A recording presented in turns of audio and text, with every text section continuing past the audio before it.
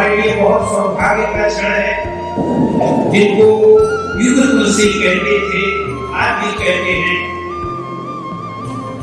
भारत के प्रचंड मानस मामा के ब्रह्मणी रामचंद्र जी महाराज की विशेष शिष्य, जो उनकी परंपरा को आज भी अनवरत जारी रखते हैं, उनका स्वागत करने का सौभाग्य हमें मिला। जिनको स्वामी विवेकानंद आश्रम में नहीं हुआ, मैं सामान्य श्रोता की तरह सुनता था। वहाँ के ब्रह्मलीन स्वामी सत्स्वरूपानंद जी ने कहा, आज मेरे पास आके खड़े रहना, आखिर तो आज मेरे भाग्य जिन गुरु के पैरों पर ये हाथ पड़े थे, उनके शिष्य दो शिष्य ये पैरों का छूटे का सौभाग्य।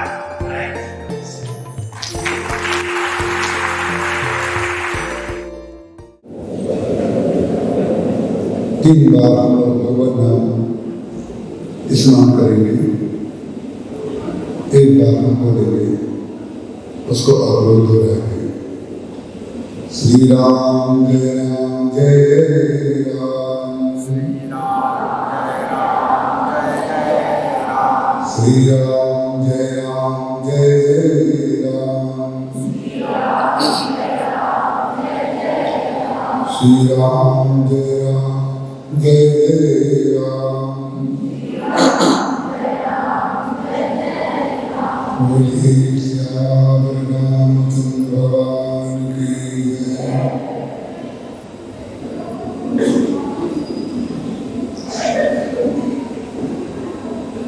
मेरे जीवन में जो स्थान, जो व्यक्ति और जो संस्थान ऐसे हैं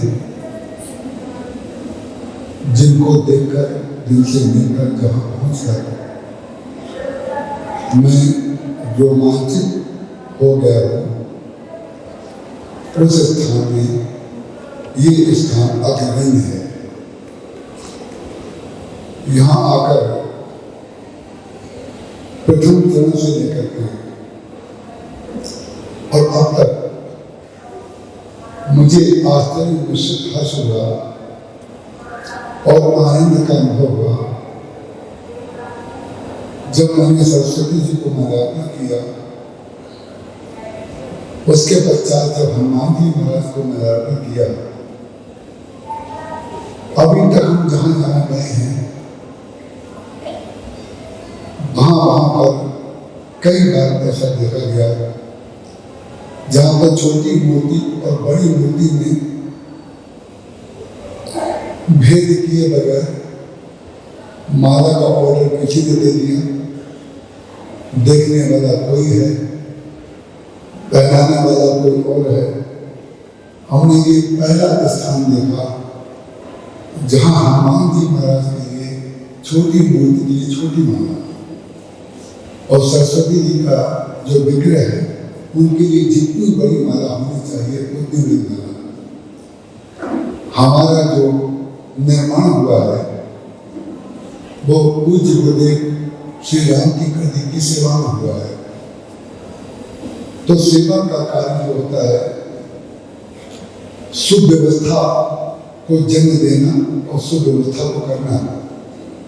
तो हम आदरणीय जो होली हाफ एजुकेशन एकेडमी के संचालक हैं, संस्थापक हैं, आदरणीय श्री आचार्य सुरेंद्र प्रताप सिंह जी, जिनसे मिलकर के हमें आत्मीय सुख मिला, और वर्तमान अध्यक्ष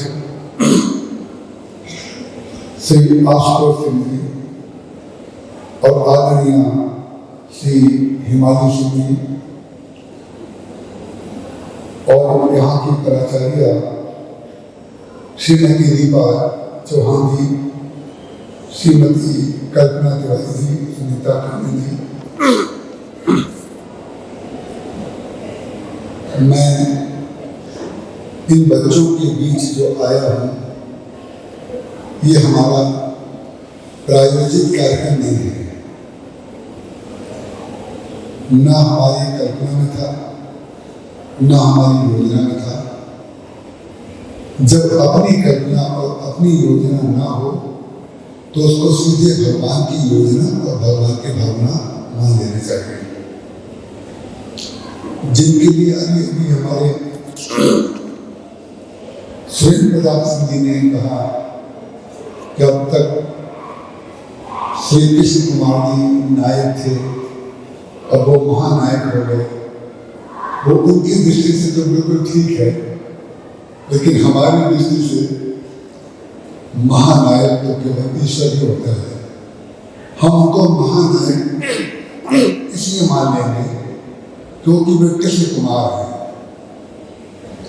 कृष्ण कुमार हैं तो स्थूल और सूक्ष्म दोनों रूप में आप महानायक हैं। चिरंजीव साकेत ने मुझसे बार बार श्री आशुतोष सिंह जी के बारे में बताया था। हमें पता नहीं कि आप मेरे कौन से प्रवचन में आए थे, मैंने आपको देखा भी नहीं, लेकिन एक काल्पनिक मूर्ति मेरे हृदय में आपकी बन गई थी। मैंने आपको जो माना था और जो जाना था, आप उससे कहीं अधिक निकले।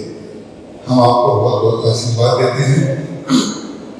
चंद्रपुरी में भगवान राम की मूर्ति की स्थापना हुई है, मंदिर बना है। हमें वहां पर 3 दिन रहना है, आज से लेकर के 22 तारीख तक। उस प्राण प्रतिष्ठा के लिए मेरा आगमन हुआ था। एक दिन खाली था हमारे कार्यक्रम में, तो मैं कवर्धा में आदरणीय जी उदय लक्ष्मी जी परमार जी के घर पर रुक गया। उनकी बहुत भावना थी और ये कार्यक्रम कैसे बना, किसने बनाया, मुझे कुछ पता नहीं है, लेकिन मैं तो आपके समक्ष आ गया। और जितने बच्चे बैठे हैं यहाँ पर आगे से पीछे तक, मुझे आपके अंदर इतने सुंदर संस्कार और इतनी सुंदर भावना दिखाई दे रही है।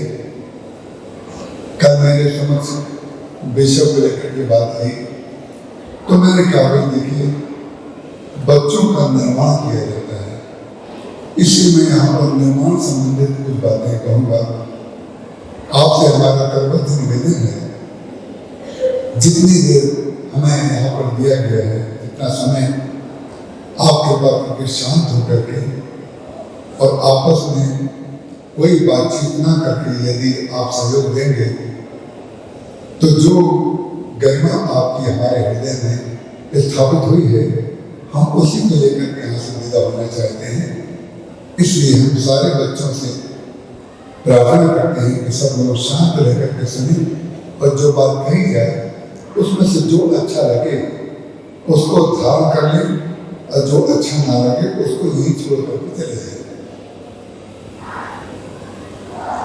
देखिए, मूर्ति जो बनती है वो कच्ची मिट्टी से बनती है, और जब तक मिट्टी कच्ची रहती है तब तक उसमें निर्माण की संभावना बनी रहती है। उस कच्ची मिट्टी से आप गणेश की मूर्ति बना सकते हैं, विष्णु की मूर्ति बना सकते हैं, राम और कृष्ण की भी मूर्ति बना सकते हैं, या किसी प्राकृत नेता या किसी महापुरुष की भी मूर्ति बना सकते हैं। तो आप लोग जितने हैं बच्चे, ये सब कच्ची मूर्तियां हैं, कच्ची मिट्टी है, और इन बच्चों में अनेक मूर्तियां बनने की संभावनाएं भरी हुई है। और जब मिट्टी मूर्ति बन जाती है, मूर्ति बन जाने के बाद उसकी प्राण प्रतिष्ठा की जाती है, और प्राण प्रतिष्ठा जो होती है वो वैदिक रूप में तो ब्राह्मण लोग आते हैं, आचार्य लोग आते हैं, और वैदिक मंत्रों और कर्मकांड के द्वारा वे लोग उसकी प्राण प्रतिष्ठा करते हैं, लेकिन हम आपको ये बताना चाहते हैं कि मंदिर में जो मूर्ति की प्राण प्रतिष्ठा होती है, जो वैदिक मंत्रों से की जाती है, उसकी एक लंबी 3 दिन की बड़ी बृहद प्रक्रिया होती है।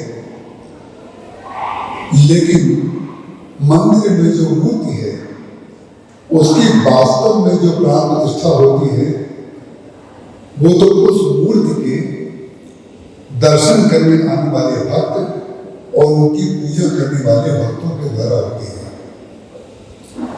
यदि वैदिक मंत्रों से प्राण प्रतिष्ठा कर दी जाए और विद्वान लोग सब करा करके काशी में या वृंदावन जहाँ से आए हों वहाँ चले जाएं और उस मूर्ति का दर्शन करने के लिए यदि कोई भक्त ना आए, तो उसी प्राण प्रतिष्ठित मूर्ति में शून्यता का अनुभव होने लगेगा। उसी प्रकार से जो भगवान की मूर्ति होती है, वो तो संग्रहालय में भी होती है और मंदिर में भी होती है। संग्रहालय की मूर्ति में जाकर के एक नीचे प्लेट लगी रहती है, उसमें लिखा रहता है ये कौन से काल की मूर्ति है, किस कोटि का पत्थर इसमें प्रयोग में लाया गया है और किस निर्माता ने इसका निर्माण किया है। ये संग्रहालय की मूर्ति का विस्तार होता है, उसकी जानकारी होती है। लेकिन जब आप मंदिर में दर्शन करने जाते हैं तो ऐसी कोई प्लेट उस मूर्ति के नीचे नहीं लगी रहती है। उसमें ये नहीं लिखा रहता है किस मूर्तिकार ने बनाई, किस पत्थर की मूर्ति है और किस काल की मूर्ति है। जो कालातीत है, जो स्थान व्यक्ति और काल से ऊपर उठा देता है, वो है भगवान का विग्रह, भगवान की मूर्ति। और जो काल में स्थित कर देती है, व्यक्ति में स्थित कर देती है, वस्तु में स्थित कर देती है, वो मूर्ति होती है संग्रहालय में। तो साहित्य जो होता है वो तो संग्रहालय की मूर्ति होता है, संग्रहालय की कृति होती है। शोध का कार्य जो होता है वो साहित्य का विषय है, लेकिन हमको शोध तो करते रहना है, लेकिन शोध के ऊपर हमें उठना आवश्यक है। संग्रहालय से ऊपर हम जब तक मंदिर में प्रवेश नहीं करेंगे, मंदिर में प्रवेश करने का तात्पर्य होता है हम अपने आप से ऊपर उठ जाएं, काल से ऊपर उठ जाएं, स्थान से ऊपर उठ जाएं, क्योंकि इस समय हम भगवान के कालातीत स्वरूप के सामने खड़े हुए हैं। व्यक्ति अध्ययन करता है, सारे बच्चे यहाँ पर पढ़ने नित्य आते हैं और सरस्वती जी की मूर्ति जो यहाँ पर है उसके दर्शन करते होंगे। संभवतः और भी एक स्थान पर यहाँ मूर्ति सरस्वती जी की होगी। सारे बच्चे यहाँ पर जितने बैठे हैं उन्हें ये अच्छी तरह से मालूम है, खास करके वे बच्चे जो सरस्वती जी की मूर्ति के दर्शन रोज करते हैं। रोज करें या एक दिन करें, बात एक ही है, लेकिन एक दिन करें तो पूरा दर्शन कर लें, रोज करें तो भी पूरा दर्शन करें। सरस्वती जी के 2 हाथों में वीणा है, सरस्वती जी के एक हाथ में माला है और सरस्वती जी के एक हाथ में पुस्तक है, वेद है। तो सरस्वती जी के जो आयुध है, हमारे यहाँ से किसी के हाथ में बांसुरी होती है, लेकिन श्री कृष्ण के हाथ में केवल बांसुरी नहीं होती है, श्री कृष्ण के हाथ में कहीं कहीं शंख भी होता है। बांसुरी के द्वारा वे भक्तों का आवाहन करते हैं और शंख बजा करके वो युद्ध का उद्घोष करते हैं। और सरस्वती जी के हाथ में जो मैंने आपसे कहा, क्योंकि विद्या की देने वाली सरस्वती है, इसलिए मैं इस समय यहाँ पर सरस्वती जी के ही ऊपर केंद्रित रहूंगा और आपको बच्चों को बताना चाहूंगा कि बच्चों के जीवन में शिक्षा के साथ साथ और क्या क्या होना चाहिए। आपकी जो वर्तमान शिक्षा है वो तो पुस्तक पर आधारित है, ग्रंथ पर आधारित है, लेकिन सरस्वती जी के हाथ में केवल ग्रंथ नहीं है। सरस्वती जी के दो हाथों में वीणा है। दो हाथों में वीणा का तात्पर्य है, वीणा में 5 तार होते हैं और 5 तारों को कसने के लिए 5 घुंडियां लगी होती है दाहिनी ओर। जब कोई वीणा का वादक उसको बजाना चाहता है, राग छेड़ता है, तो राग छेड़ने से पहले वो उन वीणा की जो 5 खूंटियां हैं उनमें से कुछ खूंटियों को कसता है और कुछ खूंटियों को वो ढीला करता है। कसने का तात्पर्य होता है परतंत्रता, मर्यादा, और ढीला करने का तात्पर्य होता है स्वतंत्रता। ये बच्चों के लिए बहुत आवश्यक है।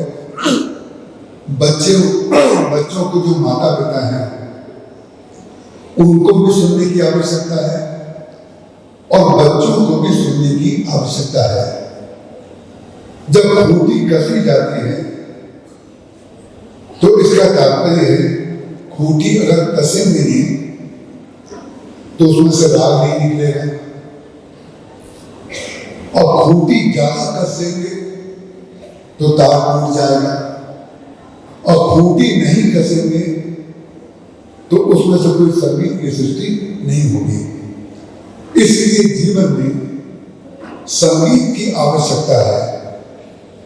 केवल अध्ययन नहीं, संगीत भी उसका बहुत बड़ा भाग होता है, क्योंकि संगीत के जो 5 तार हैं उसमें तालमेल बैठाना। आप और हम जब पढ़ते थे, आप पढ़ते हैं, पढ़ने के बाद जब आप पढ़ने के बाद स्कूल या कॉलेज से बाहर निकल जाएंगे, उसके बाद जो आपने पढ़ा है उसका तालमेल जीवन में बैठाना पड़ेगा। उस समय ना तो वीणा होगी, ना माला होगी और ना पुस्तक होगी। उस समय तो माला से आपने क्या लिया है, पुस्तक से आपने क्या लिया है, और वीणा के जो 5 तार हैं उनमें तालमेल बैठाना जानते हैं कि नहीं। कितने बड़े हम संगीतज्ञ हैं, कितने बड़े हम ज्ञानी हैं, कितना हमने जप किया है भगवान का, वो तो हमारे अंदर है। लेकिन समाज में जब हम बाहर निकलेंगे, लोगों से व्यवहार करेंगे, तो उस समय पता चलेगा हमने संगीत केवल वीणा में बजाया था कि हमारे जीवन में भी कोई तालमेल है। 5 तारों का जो संगम होता है, उन्हीं 5 तारों में 7 स्वर निकाले जाते हैं। कबीरदास जी महाराज का किसी ने पूछा कि महाराज ये शरीर क्या है, इसका उपयोग क्या किया जाना चाहिए, तो उन्होंने कहा कबीरा ये तन साज तमरे का, ये हमारा और आपका जो शरीर है एक तंबूरे का साज है। जिसको हमने वीणा कहा उसको आप तंबूरा मान सकते हैं, नाम अलग अलग है। कबीरा ये तन साज तमरे का, खंचत तार मरोड़त खूंटी। कबीरदास जी महाराज कह रहे हैं इनके तारों को कभी खींचना पड़ता है, कसना पड़ता है, और ठीक ठीक जिसने तारों को ढीला कर लिया और जिसने कर लिया और कस लिया, उसके बाद राग की सृष्टि होती है हमारे जीवन में। जब राग की सृष्टि होती है तो इस शरीर से कौन सा राग बजाया जाएगा? तो कबीरदास जी महाराज कहते हैं खींचत तार मरोड़त खूंटी निकसत राग हुजूरे का। इस शरीर से हम भगवान का राग बजा सकते हैं, ईश्वर का राग बजा सकते हैं। माने इसी शरीर के रहते रहते हम ईश्वर की प्राप्ति कर सकते हैं। इन्हीं ग्रंथों को पढ़ते पढ़ते पढ़ते हम ईश्वर को प्राप्त कर सकते हैं। इसी माला को जपते जपते हम ईश्वर को प्राप्त कर सकते हैं। इसी बीना को बजाते बजाते हम ईश्वर को प्राप्त कर सकते हैं। भगवान राम ने जब राम राज्य बना लिया, राम राज्य बनाने के पश्चात भगवान राम ने अपने जितने पार्षद बंदर हैं उनसे कहा कि अब आप लोग अपने अपने घर जाइए। सारे बंदर उदास हो गए, कहने लगे प्रभु आपके चरणों में रह करके जो आनंद मिल रहा था वो आनंद अब घर में जाकर के कहाँ मिलेगा? कृपा करके हमें अपनी सेवा में रहने दीजिए। तो उन्होंने कहा नहीं, अब तुम लोग सब अपने घर जाओ। भगवान राम की कितनी बड़ी कृपालुता है। यदि भगवान राम उन लोगों को घर ना भेजते और उनकी बात मान लेते कि महाराज आपके चरणों में रह करके जो सुख और आनंद की अनुभूति हो रही है, जो भजन हो रहा है, जो आपकी सेवा हो रही है, वो वहां कहाँ होगा? इसकी कृपा करके हमें आप अपने सेवा में ही रहने दीजिए। लेकिन नहीं, भगवान राम ने सारे बंधुओं को जबरन, किसी की इच्छा जाने की नहीं थी, लेकिन सबको जाने के लिए भगवान ने बाध्य किया। जो राम 22 तारीख को अयोध्या में विराजेंगे, वो राम आपके हृदय में विराजमान हो चुके हैं, इसलिए अयोध्या में विराजमान हो रहे हैं। यदि आपके हृदय में विराजमान न हुए होते तो वहां पर केवल मूर्ति की स्थापना होती, वो संग्रहालय की मूर्ति होती, लेकिन मंदिर की मूर्ति अयोध्या में विराजमान होने का तात्पर्य है जब देश के सारी जनता के हृदय में भगवान विराजमान हो जाए तब उनकी स्थापना होगी। और जब भगवान हृदय में स्थापित होते हैं तो जो अपने निकट हैं और जो दूर रहते हैं, सबके हृदय में जब वास होगा उनका, तो सबके हृदय की बात वो सुनेंगे, सबके हृदय की स्थिति को जानेंगे, समझेंगे। सारे बंदर जाने को तैयार नहीं थे। भगवान ने कहा नहीं, तुमको जाना होगा। उन्होंने कहा महाराज बताइए यहां से जाकर के हम वहां क्या करें जाकर के? तब भगवान ने बहुत सुंदर सूत्र दिया जो हमारे और आप सबके लिए बहुत काम का है।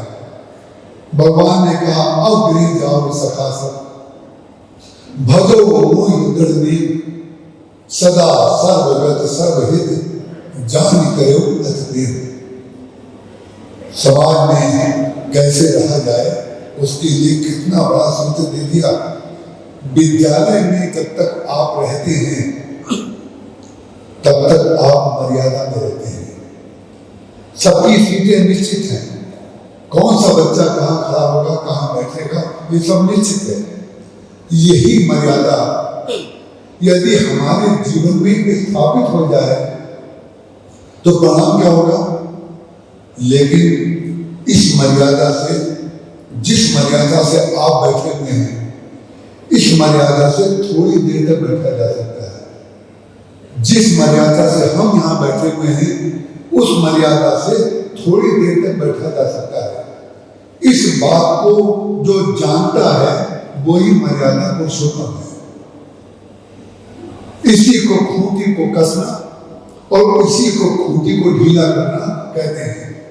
बच्चों से यह आशा की जाए कि बच्चे जैसे क्लासरूम में बैठते हैं, जैसे सभागार में बैठते हैं, उसी तरीके से छुट्टी होने के बाद भी बैठेंगे तो हम मानसिक रोगी हो जाएंगे। अगर बच्चों से हम यह आशा करें कि बच्चों की जब छुट्टी होगी और अपने बस में बैठेंगे तो भी ऐसे बैठे रहेंगे, तब तो क्लास टीचरों को, जो प्राध्यापक हैं, उनको लगेगा देखो ये कैसे बच्चे लेकिन ध्यान रखिएगा, जो बच्चों को पढ़ाने वाले प्राध्यापक हैं उनको ये मालूम है ये मर्यादा का स्थान है, यहाँ पर हमको और आपको सबको ऐसे ही बैठना है।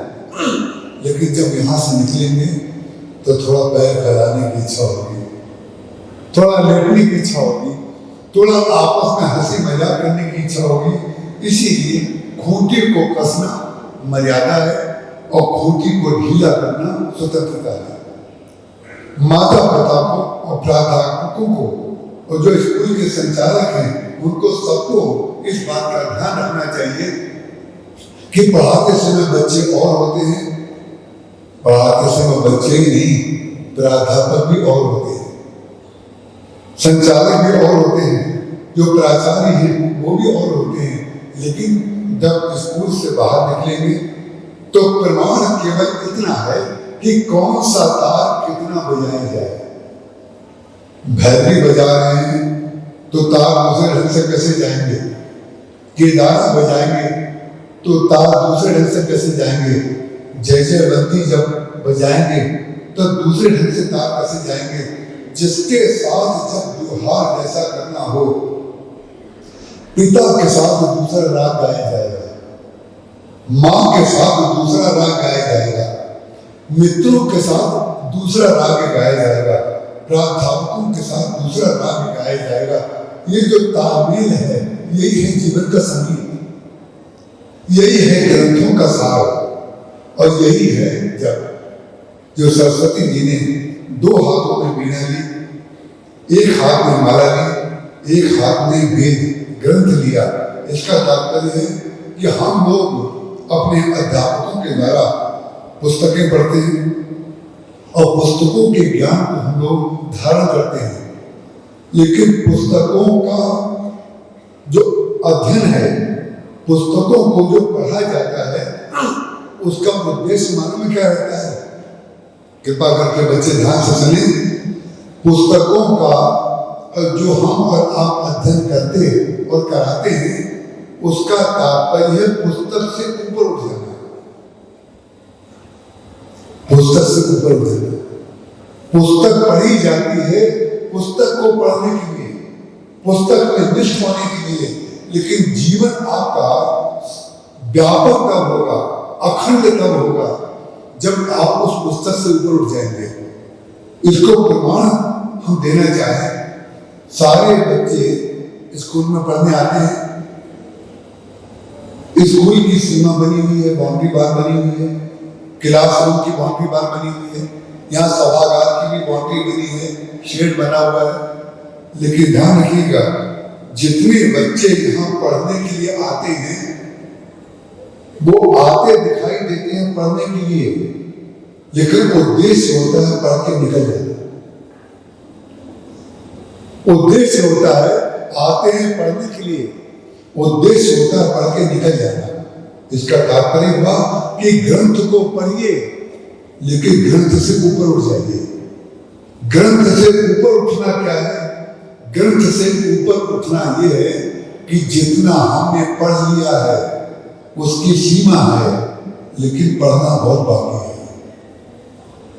केवल जितना हमने पढ़ा है और जितना हमने पढ़ाया है, केवल ज्ञान उतनी नहीं है, ज्ञान अनंत है, अनंत है, अनंत है। जीवन पर्यंत आप सारे ग्रंथ जितने छपे हैं आज तक सबको पढ़ लीजिए, या हम भी पढ़ लें तो ध्यान रखिएगा, सारे ग्रंथों को पढ़ने के बाद हमें पता चलेगा कि हमें अभी पढ़ना बाकी है। यही है ज्ञान। जिसको ये पता चल गया कि हमने बहुत पढ़ लिया, उसने तो अपने ज्ञान को समाप्त कर दिया, और जिसको ये पता चल गया कि जितना पढ़ा है उससे भी अधिक पढ़ना बाकी है, इसका तात्पर्य उसने आकाश को देख लिया। इसीलिए हमारे यहाँ घटाकाश और मठाकाश दो बाकी कहे गए हैं। बोले घटाकाश का तात्पर्य जैसे एक मेढक को किसी जगह बैठा करके जमीन पर उसके ऊपर घड़ा ढक दिया जाए, उसको घटाकाश कहते हैं। घड़ा उसके ऊपर ढक दिया जाए तो मेढक उसमें बोलेगा डर डर डर डर। तो जो उसकी आवाज होगी घड़े के अंदर, वो ये समझेगा सारा संसार इतना ही है बस। लेकिन जिस दिन वो घड़ा टूटेगा उस दिन पता चल जाएगा वो ये घड़ा तो बहुत छोटा था, और वो खरबों जाने कितने ब्रह्मांड जो हैं इस आकाश के नीचे हैं। बोले घट का मतलब है ग्रंथ, और मठ का मतलब है ग्रंथ से ऊपर उठ जाना। सा विद्या या विद्या वो है जो व्यक्ति को मुक्त कर दे। जब हम गाड़ी चलाना सीखते हैं तो गाड़ी चलाते समय हमारे बगल में जो ड्राइवर बैठा रहता है वो कहता है सामने देखो, गर्दन सीधी रखो, हाथ सीधा रखो, स्टीयरिंग को बिल्कुल सामने से पकड़ो। ये जितना ज्ञान वो बताता है वो बिल्कुल ठीक है, क्योंकि उस ज्ञान को लिए बगैर हम गाड़ी कभी सीख ही नहीं सकते हैं। लेकिन ध्यान रखिएगा, जब आप गाड़ी चलाने में पारंगत हो जाएंगे, बिल्कुल गाड़ी के तकनीकी भागों को भी जान जाएंगे, तो कभी आप एक हाथ से गाड़ी स्टीयरिंग को पकड़ेंगे, कभी दोनों हाथ से पकड़ेंगे, कभी नीचे से पकड़ेंगे, कभी ऊपर से पकड़ेंगे, कभी खिड़की में झांकेंगे, कभी पीछे वाले ने कुछ प्रश्न किया है तो उसका उत्तर भी देंगे, कभी बैक मिरर में देखेंगे, कभी साइड मिरर में देखेंगे। ये सब कुछ क्या होता है? बोले अब हम उसमें पारंगत हो गए। जो परतंत्रता है सिखाई हुई ग्रंथों की, वो जब तक आपको स्वतंत्र ना कर दे तब तक परतंत्र ही रहेगा। और परतंत्रता, सबसे अधिक परतंत्रता कहाँ होती है? सबसे अधिक परतंत्रता होती है जेल खाने में। पागल खाना, पागल खाने की दीवारें बहुत ऊंची होती है, जेल खाने की दीवारें भी ऊंची होती है, घर की दीवारें उतनी ऊंची नहीं होती। लेकिन जेल खाने में और पागल खाने में हम और आप में से कोई जाना नहीं चाहता, लेकिन जाता कौन है? जो जीवन में तालमेल नहीं बैठा पाता है, जिसके जीवन में ग्रंथ, माला और बीणा तीनों का तालमेल नहीं है। इसलिए शिक्षा का तात्पर्य बीणा भी है, शिक्षा का तात्पर्य ग्रंथ भी है, शिक्षा का तात्पर्य माला भी है, भगवान नाम का स्मरण भी है। तो भगवान राम ने सारे बंदरों को जब विदा किया तो बंदरों ने पूछा, महाराज घर पे जाकर के क्या करें? उन्होंने कहा अब नहीं जाओ सखा सब भजो मोहि दृढ़ दीन, हमारा भजन करो जाकर के। जब भजन की बात हम कहेंगे कि भगवान ने बंदरों से कहा कि भजन करो, तो न जाने कितने बच्चे या लोग ऐसे हो सकते हैं। क्या भजन करने जीवन का लक्ष्य है क्या? और कोई काम नहीं करना आना चाहिए क्या? यही तो हमारे सनातन धर्म का सनातन सत्य है। इस सनातन सत्य को जो बच्चा जान लेगा, इस सनातन सत्य को जो व्यक्ति हृदय में धारण कर लेगा, भजन की इस सनातन व्याख्या को जो बच्चा हृदय में धारण कर लेगा, उसका जीवन सुख, शांति और आनंद से भर जाएगा। भगवान ने क्या कहा? भगवान ने कहा अब गिर जाओ सखा सब भजो मोहि दृढ़ दीन, तुम भगवान का भजन करो, मेरा भजन करो। कैसे भजन करो? भगवान का भजन कैसे किया जाता है उसकी व्याख्या भगवान राम ने अपने मुख से कही है। कपोल कल्पित बात नहीं है, हमारा चिंतन नहीं है, हम आरोपित बात नहीं बोल रहे हैं। भगवान राम ने स्वयं बंदरों से कहा कि भजन कैसे होना चाहिए, ये भजन की व्याख्या है। और जिस व्यक्ति ने भजन की इस पद्धति को ग्रहण कर लिया, वो आरती उतारेगा तो भी भजन होगा, भगवान को माला पहनाएगा तो भी भजन होगा। जब हमने हनुमान जी के लिए छोटी सी माला पहनाई, किसने ये निर्णय किया है मुझे नहीं पता, हम उसके चरणों में प्रणाम करते हैं कि जिसके अंदर इतनी संवेदना है कि हनुमान जी की मूर्ति छोटी सी है, उनके लिए छोटे से फूल होने चाहिए। श्रृंगार का तात्पर्य ये नहीं होता है हमने इतनी बड़ी माला पहना दी कि भगवान का ही दिखना बंद हो गया।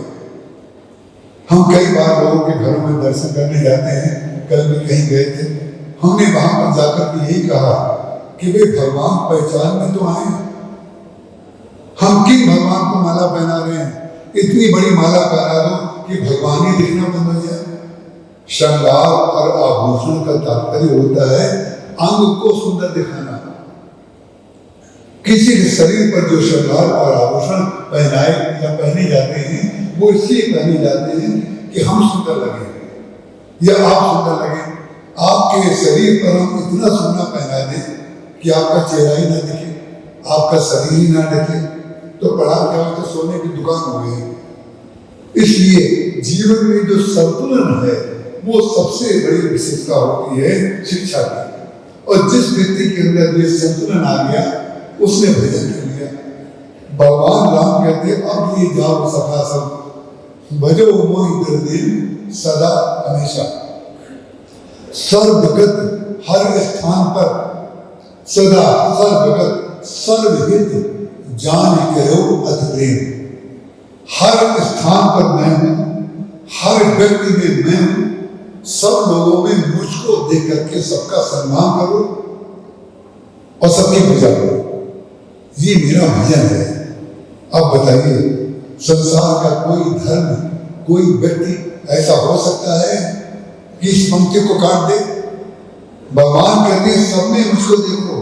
सर्वे भवन्तु सुखिनः सर्वे सन्तु निरामया सर्वे भद्राणि पश्यन्तु मा कश्चित् दुःख भाग् भवेत्। किसी संसार के किसी प्राणी को किंचित मात्र भी दुख ना हो, ये हमारी सनातन परंपरा है।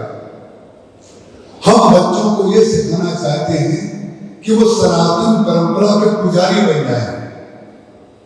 और पुजारी बनने का तात्पर्य हम किसी मंदिर में जाने के लिए आप नहीं कह रहे हैं, हम किसी दूसरे धर्म स्थल में जाने के लिए नहीं कह रहे हैं।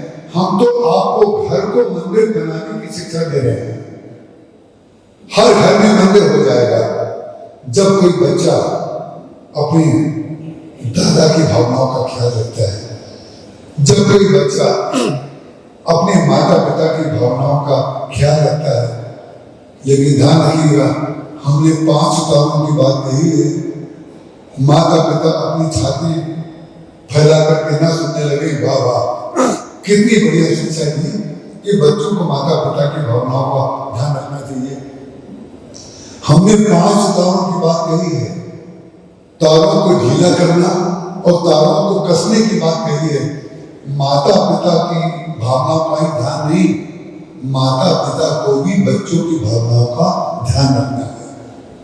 जब तक तालमेल नहीं बैठेगा ग्रंथ में और माला में और मीना में, तब तक स्कूल में भी तालमेल नहीं बैठ सकता, घर में भी तालमेल नहीं बैठ सकता, व्यवसाय में भी तालमेल नहीं बैठ सकता। तालमेल बैठेगा कैसे? तालमेल इस तरीके से बैठेगा कि बड़े व्यक्ति को हमेशा ध्यान रहे कि मैं बड़ा हूं और छोटे को हमेशा ध्यान रहे कि मैं छोटा हूं। बस इतना ध्यान बना रहे अगर प्रति समय हर समय, तो परिणाम क्या होगा? किसी को किसी से कुछ बोलने की आवश्यकता ही नहीं है।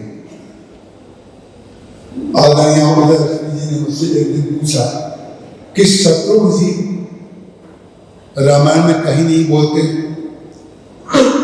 हमने कहा शत्रुघ्न जी नहीं बोलते हैं, ये भगवान की बड़ी भारी कृपा है। शत्रुघ्न जी नहीं बोलते हैं तो शत्रुघ्न जी को आप अगर एक व्यक्ति मानेंगे, एक मनुष्य मानेंगे, तो कई लोगों ने एक सज्जन ने पुस्तक लिखी थी, कानपुर में उसका विमोचन पूज्य श्री राम की महाराज ने किया था, रामचरितमानस के उपेक्षित बात। उन्होंने शत्रुघ्न जी को उपेक्षित, उर्मिला जी को उपेक्षित, मांडवी जी को उपेक्षित, श्रुतकीर्ति जी को उपेक्षित पात्र माना था। महाराज जी राम की जी ने उसकी व्याख्या करते हुए ये कहा कि भवन जो बनाया जाता है इतना बड़ा, सारा भवन तो ऊपर दिखाई देता है जिससे हम व्यवहार करते हैं, लेकिन ध्यान रखिएगा ये सारा भवन जो दिखाई देता है, ऊपर जो भी वस्तु दिखाई दे रही है, ये उसके कारण दिखाई दे रही है जो नींव के अंदर भरे हुए हैं। जो नींव के अंदर मसाला, लोहा, सीमेंट, बजरी, कंक्रीट डाली जाती है, उसके साथ वो बिछा हुई है कि नहीं? वो दिखाई दे रहे हैं क्या? वो बोल रहे हैं क्या?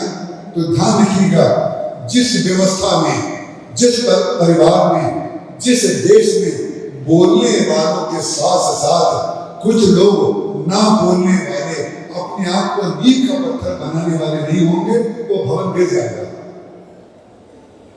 ये बहुत आवश्यक है कि परिवार में कुछ बोलने वाले भी होने चाहिए और कुछ ना बोल करके भी कार्य करने वाले होने चाहिए।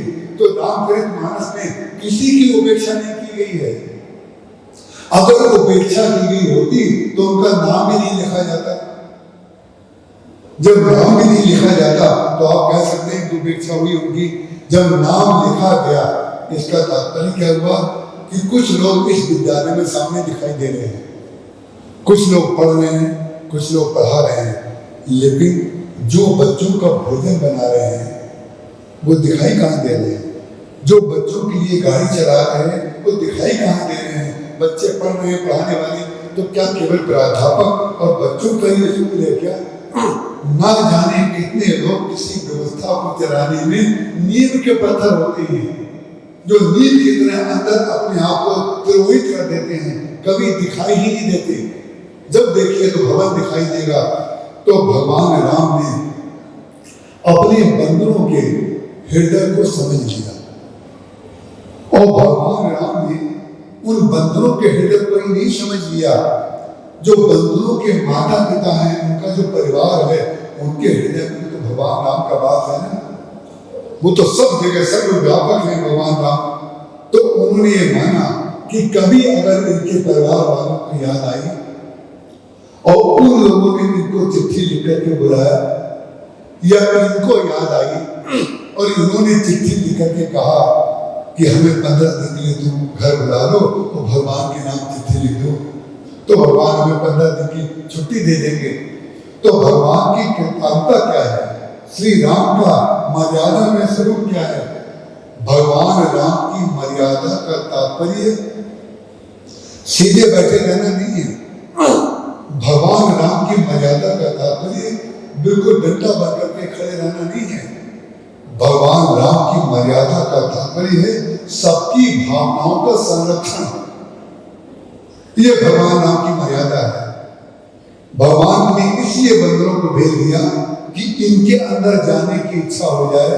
इसका तात्पर्य हमने इनके हृदय को नहीं समझा और घर वालों को बुलाने की आवश्यकता पड़ जाए, इसका तात्पर्य हमने अपनी सेवा को तो महत्व दिया, लेकिन इनके घर वालों के अंदर भी इनका कोई संबंध है, इनकी संवेदनाएं हैं, हमने इनको नहीं समझा। तो जो सबकी संवेदनाओं को समझता है, आपने देखा होगा बरगद का पेड़ बहुत बड़ा होता है, पीपल का पेड़ बहुत बड़ा होता है, पाकरी का पेड़ बहुत बड़ा होता है, लेकिन बड़े बड़े पेड़ जो हैं वो बड़प्पन से युक्त होते हैं, उनमें छाया होती है। जीवन में छाया की भी आवश्यकता है, लेकिन आपको सुगंधित फूल की जब आवश्यकता होती है तो बरगद से आपको सुगंधित फूल तो नहीं मिलेगा, पीपल से आपको सुगंधित फूल तो नहीं मिलेगा, पाकरी से सुगंधित फूल तो आपको नहीं मिलेगा। तो आपको छोटे छोटे पेड़ों की आवश्यकता होती है जो सुगंधित फूल दें। इसीलिए भगवान ने सुगंध देने वाले पेड़ों को छोटा बनाया, जिसको आप लोगों को संसार भेद कहता है कि कोई ऊंचा, कोई नीचा, कोई बड़ा, कोई छोटा। ये भेद नहीं है, ये आवश्यकता है। अगर ये भेद ईश्वर ना बनाए तो फूल तोड़ने के लिए आप बरगद के ऊपर कैसे जाएंगे, पीपल के ऊपर फूल कैसे तोड़ने जाएंगे?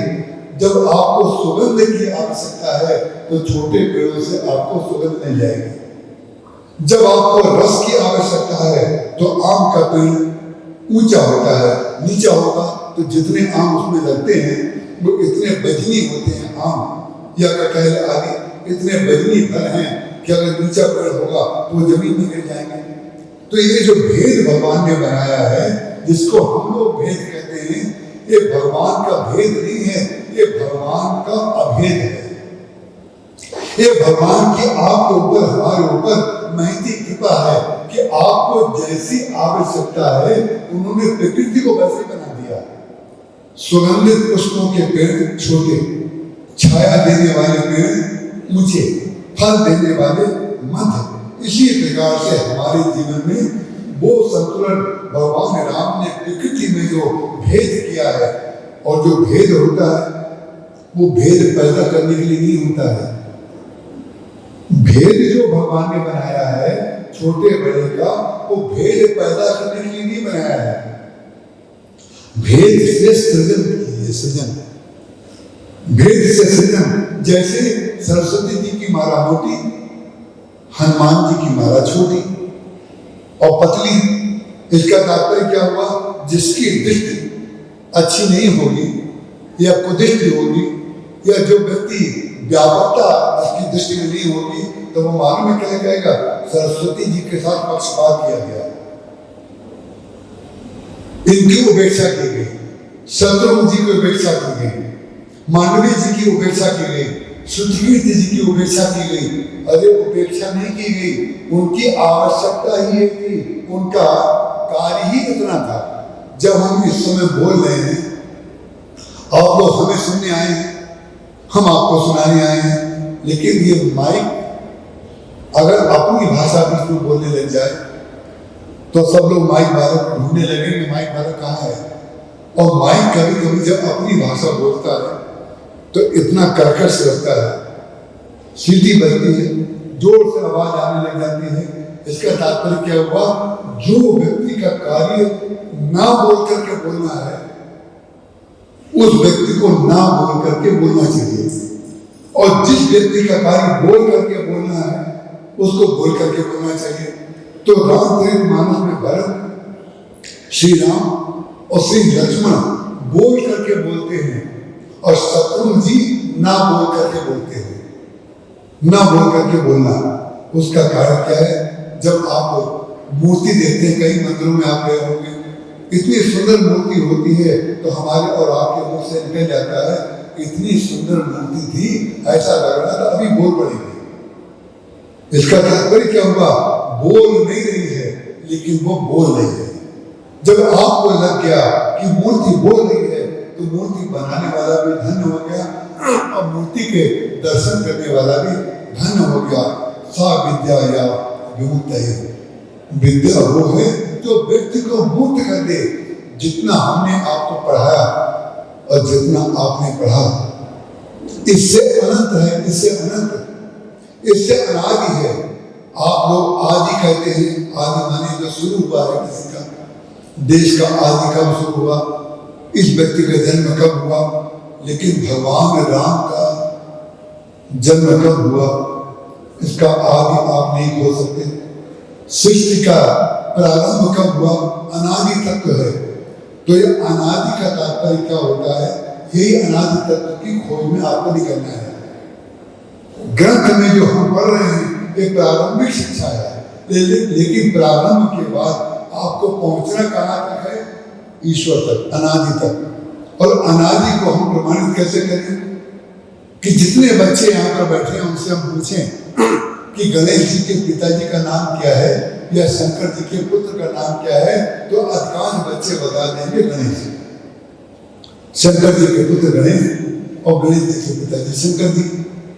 लेकिन आपको पता है, ये जो आपको जानकारी है और हमें जानकारी है, ये आदि है, ये अनादि नहीं है। अनादि क्या है? जिस पर हमारा धर्म, हमारी सनातन परंपरा टिकी हुई है, वो अनादि क्या है? जब भगवान शंकर का विवाह हुआ, उस समय जो वेद मंत्र बोलने वाले, कर्मकांड के द्वारा विवाह की पद्धति को संपूर्ण कराने वाले वैदिक ब्राह्मण बैठे थे, उन्होंने कहा कि यहाँ पर गणेश जी की मूर्ति है, शंकर जी और पार्वती जी से कहा गणेश जी की पूजा करिए। अब कोई भी विज्ञान का बच्चा, जितने यहाँ बच्चे बैठे हैं, उनको हम कह दें शंकर जी ने अपने विवाह में गणेश जी की पूजा की, तो सब बच्चे कहेंगे आप झूठ बोल रहे हैं। इसलिए कहेंगे कि वो कहेंगे शंकर जी के बेटे गणेश जी हैं, और अभी तो शंकर जी का विवाह ही नहीं हुआ है, तो गणेश जी कैसे पैदा हो जाएंगे? लेकिन गणेश जी कैसे पैदा हो जाएंगे, ये प्रश्न जब आप हमसे करेंगे तो हम कह देंगे अभी आप बच्चे हैं। उसके अलावा हमारे पास कोई उत्तर होगा ही नहीं। अभी आप बच्चे हैं, अभी आपका ज्ञान बेसिक है, अभी आपने पतली पुस्तकें पढ़ी हैं, पहले मोटी पढ़ो, पतली पढ़ो, फिर मध्य की पढ़ो, फिर मोटे मोटे ग्रंथ पढ़ो, फिर मोटे मोटे ग्रंथों का सार जीवन में ग्रहण कर लो। जब मोटे मोटे ग्रंथों का सार जीवन में ग्रहण कर लिया जाएगा तब पता चलेगा कि शंकर जी गणेश जी का पूजन करते हैं। कैसे पता चलेगा? बोले मुनि अनुशासन गणपति पूजो संग भगवान को करे संशय करे जी सुर अनादि की जाने। बोले हम लोग ग्रंथ में आदि को पढ़ते हैं और जो शिल्पी है वो अनादि है। राम अनंत अनंत गुण अमित कथा विस्तार सुनी आचरण न मानी है जिनके विमल विचार, जिसके विमल विचार हैं। विमल का तात्पर्य है जिसमें मल ना हो। और मल क्या है? हम इतना जानते हैं, हम इतने ज्ञानी हैं, हम इतने पढ़े हुए हैं, हमने ये जाना है, यही मल है। और जिस दिन ये मल हमारे हृदय से निकल जाएगा उस दिन हमारा विमल हृदय हो जाता है। जो विमल हृदय हो जाता है तो विमल हृदय की विशेषता क्या होती है? विमल हृदय का प्रमाण क्या होता है? बोला व्यक्ति दूसरे को सुनना चाहता है, दूसरे को सुनना चाहेगा। जो व्यक्ति जितना बड़ा ज्ञानी होगा उसकी विशेषता एक बहुत बड़ी होती है, ध्यान रखिएगा। जो व्यक्ति मौन रहता है वो और दूसरे को सुनता है वो अखंड ज्ञानी हो जाता है। वो व्यक्ति, उसका कारण क्या है? सबको सुनने के बाद और सबसे सीखने के बाद। लोग कहते हैं स्कूल में पढ़ाई होती है, स्कूल में पढ़ाई होती है, वो भी पढ़ाई है, लेकिन स्कूल से जो घर जाते हैं न जाने कितने दृश्य ऐसे दिखाई देते हैं जो आपको प्रिय नहीं लगते, हमको प्रिय नहीं लगते। उसने भी तो हमें सिखा दिया ना, उसने हमें ये सिखा दिया हमें ऐसा नहीं करना चाहिए। और जिसने अच्छा कार्य किया उसने ये सिखा दिया हमें ऐसा करना चाहिए। तो जो व्यक्ति सीखना चाहता है वो तो संसार में सबसे सीख लेता है, और जो व्यक्ति सीखना नहीं चाहता है वो व्यक्ति किसी से नहीं सीख पाता।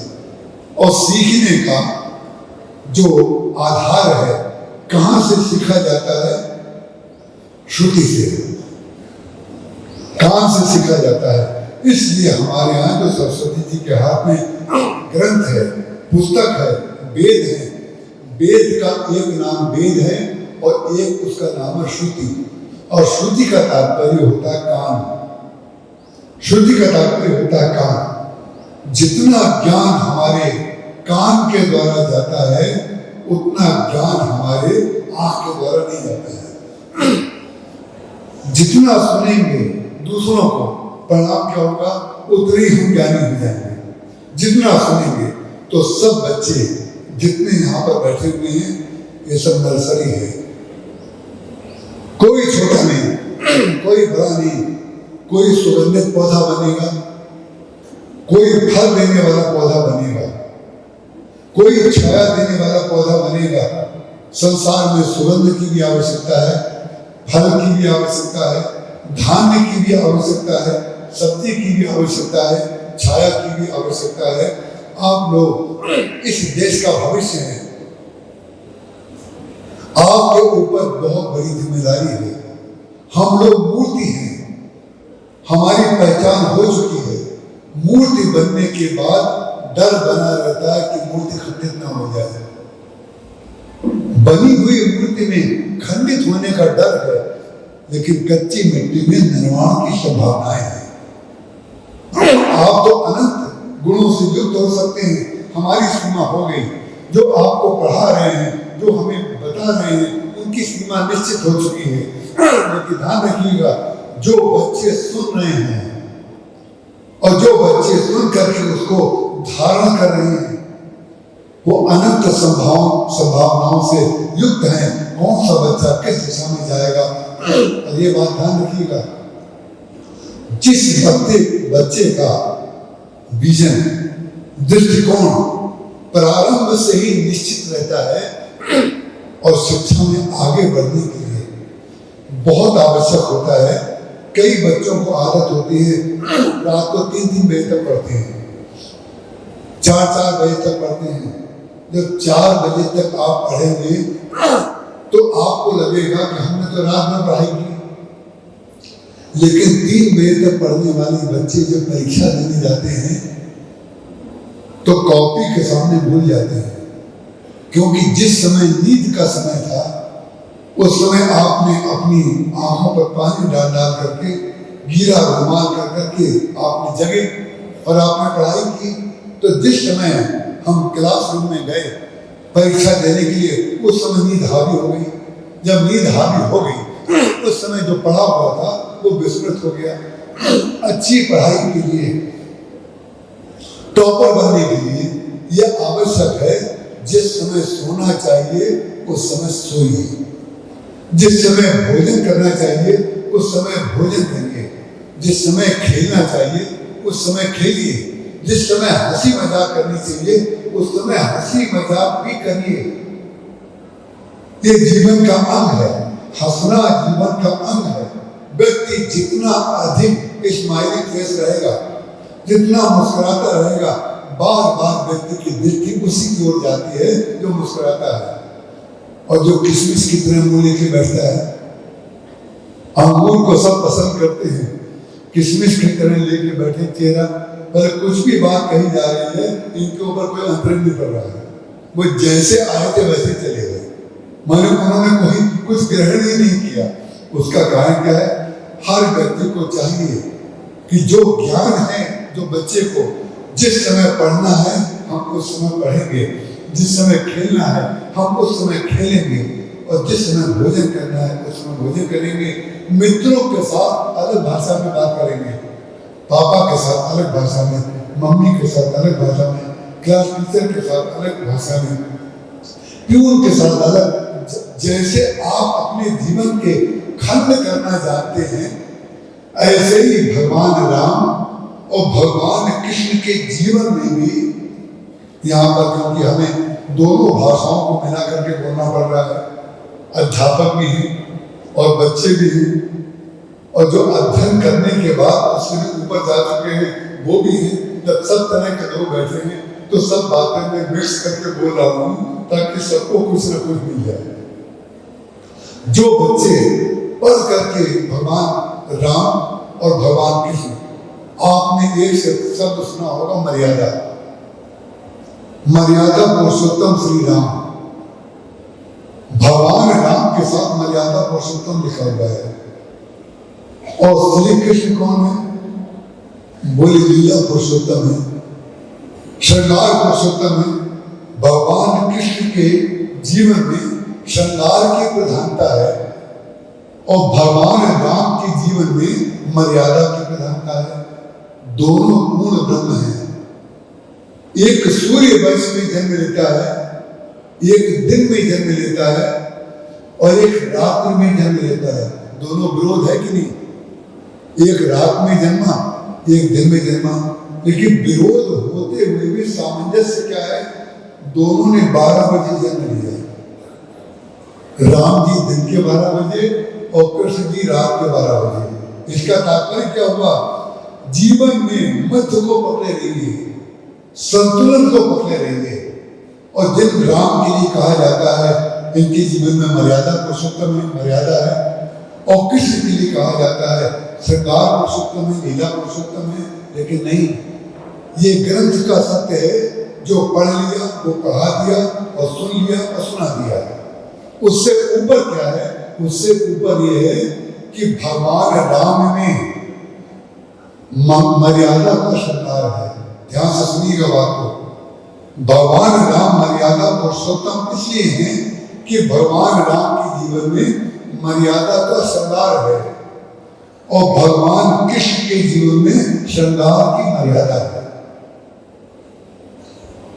रात की मर्यादा दूसरी होती है और दिन की मर्यादा दूसरी होती है।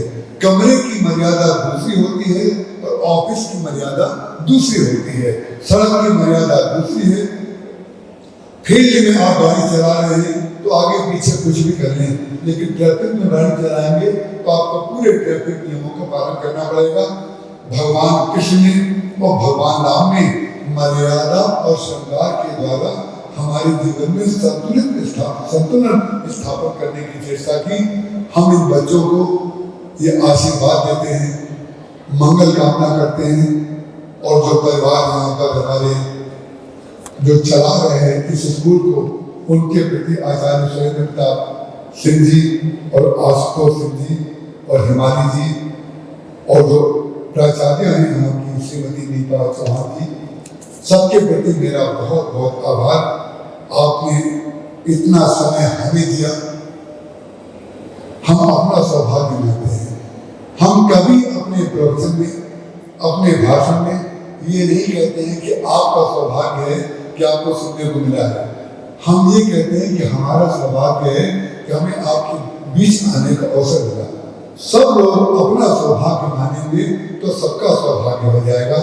भगवान राम 22 तारीख को जो प्राण प्रतिष्ठा हो रही है, उस 22 तारीख की प्राण प्रतिष्ठा का जो असर है हमें सारे विद्यालयों में, रास्तों में, मंदिरों में, कार्यालयों में, व्यक्तियों में, स्त्रियों में, पुरुषों में, बच्चों में, सब में दिखाई दे रहा है।